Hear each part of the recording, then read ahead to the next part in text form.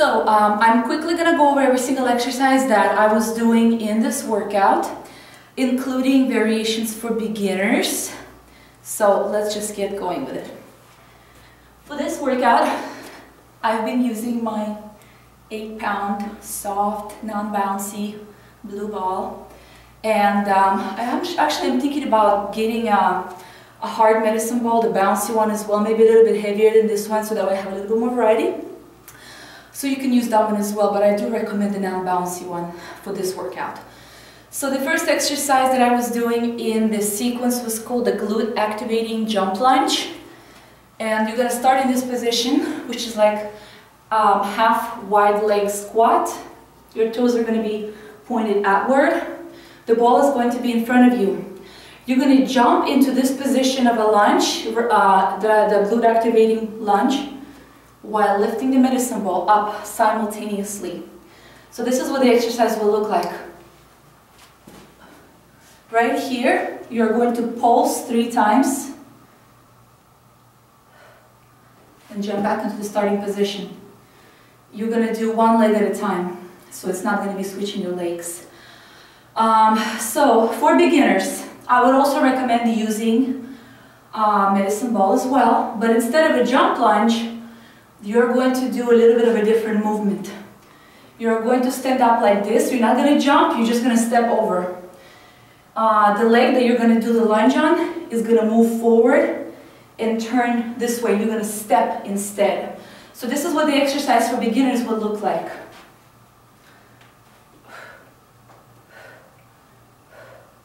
Step back. Step back. Definitely don't try to jump yet. Make sure you get a hold of this exercise. Make sure you're watching exactly what I'm doing. I'm also going to show you the movement from the side, so you can see exactly what I'm doing. This is what it looks like from the side.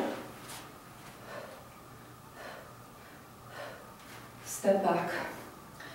Keep your back straight at all times. The second exercise in this sequence is explosive push-ups on the medicine ball. Pretty much it's an explosive push-up that I was doing from side to side, and I was doing kind of an easier variation of it too. I wasn't really jumping my feet, I was only jumping my hands over to the next side while placing one hand on the ball. This is why it's better to have the non-bouncy one, because if you had a bouncy, it will be a little bit tougher for you to do. So this is what exercise that I was doing looks like.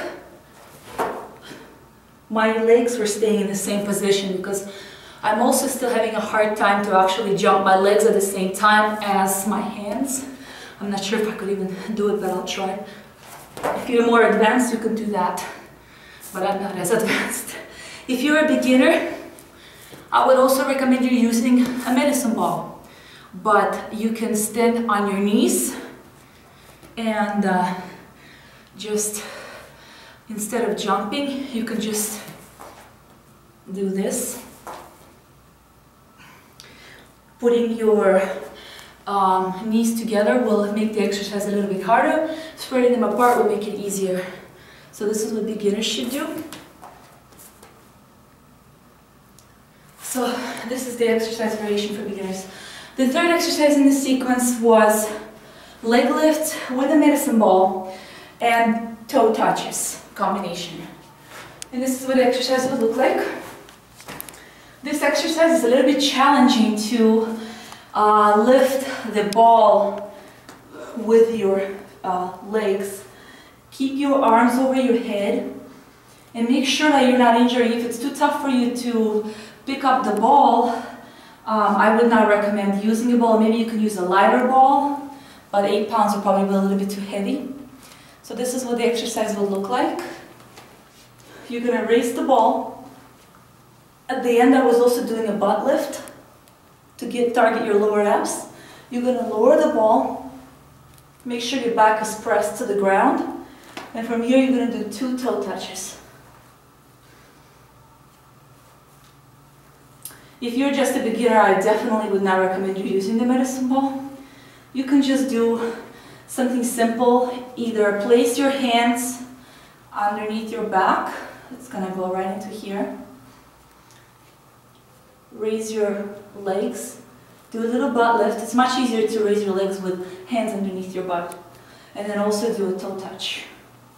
This is for beginners. Well, I wasn't showing you the toe touch. The toe touch will actually look like this. So, as you finish the sequence, you're going to roll over, and then you're going to go straight into the next sequence of this workout. I'm already so tired that I can barely roll over. I look like a bag of potatoes. Anyways, you're going to push out from here. This is like a whole sequence. You're going to place your, this is a sequence, a combination of dynamic push-up and a sumo dive bomber. I just came up with this combination. It was pretty fun. So your legs are going to be together. You're going to do a dynamic push-up. From here, you're going to get into the dive bomber position. Your toes are up. You're going to do a dive bomber. You're going to slide through. From here, you're going to do sumo lifts. And then you're going to slide back out. Jump your feet back together. And do the same thing over again.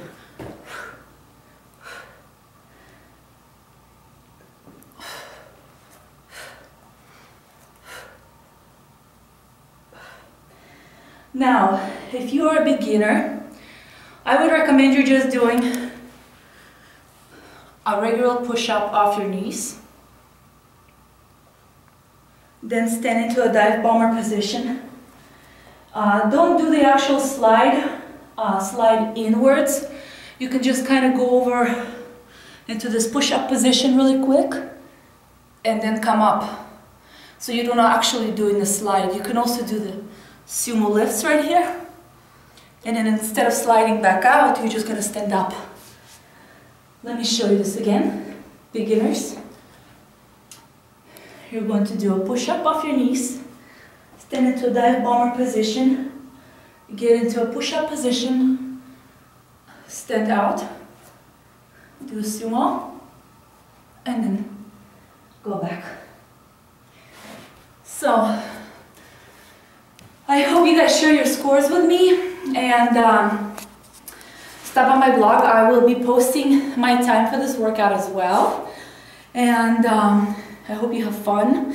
For all of you trainees of mine that think that some of the workout need to be a little bit tougher, so I'm hoping that you're really going to have a hard time with this one. If not, leave me a comment. I'm going to come up with something even more harder for you.